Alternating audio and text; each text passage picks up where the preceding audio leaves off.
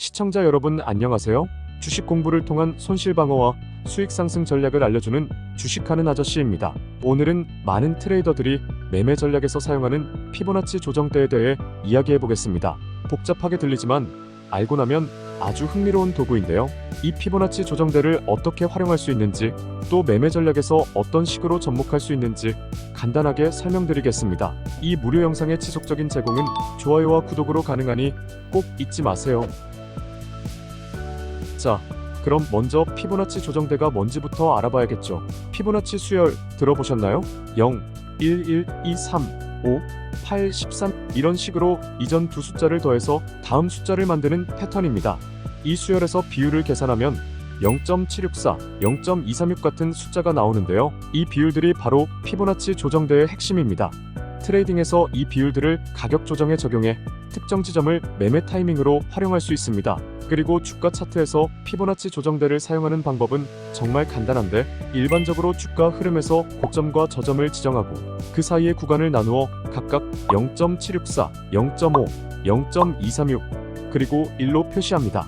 그럼 이제 이 조정대를 실제 설정하고 매매에 어떻게 활용할 수 있는지 알아보겠습니다.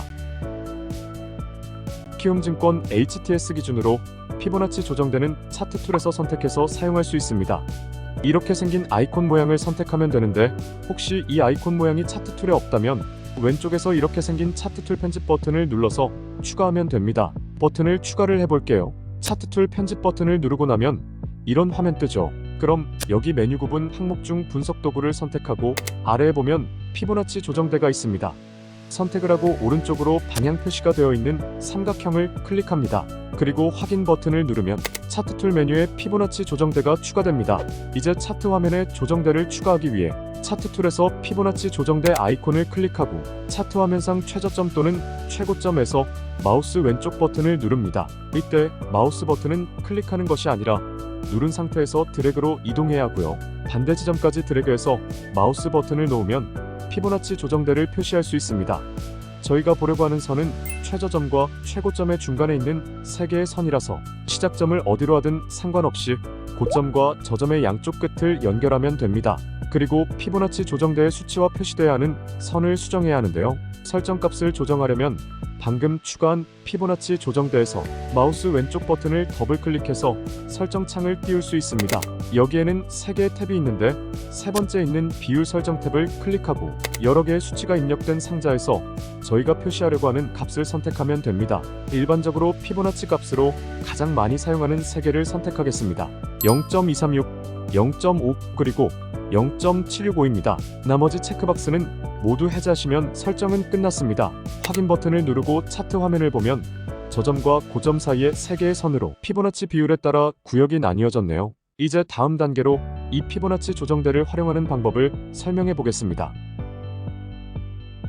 가장 먼저 피보나치 조정대를 사용해서 지지선과 저항선을 찾을 수 있습니다.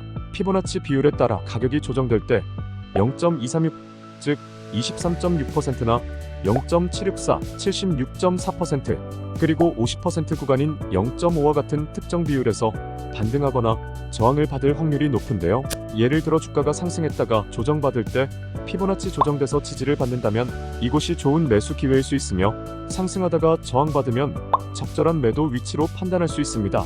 그래서 차트가 흘러가다가 피보나치 조정대 근처에 주가가 도달하는 경우 지지를 받거나 저항을 받는지 유심히 관찰한다면 매매 계획을 수립하는데 유용하게 사용할 수 있게 되는 것입니다.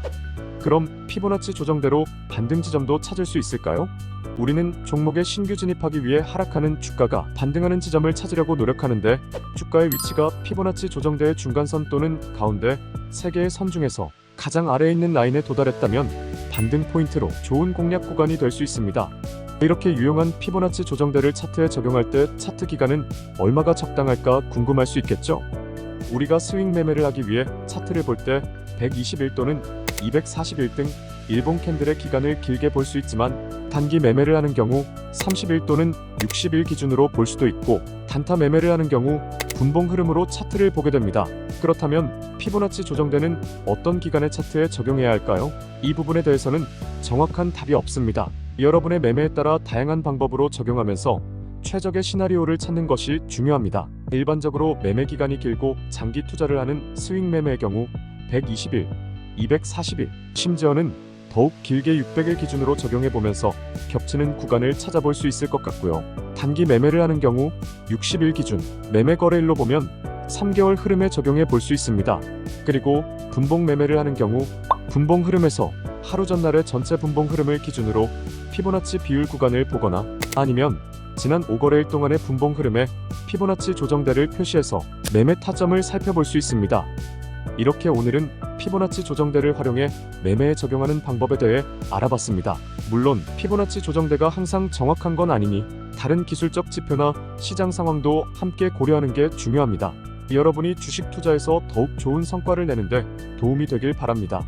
궁금한 점 있으시면 댓글로 남겨주시고 유용했다면 좋아요와 구독도 부탁드려요. 그럼 다음 영상에서 만나요.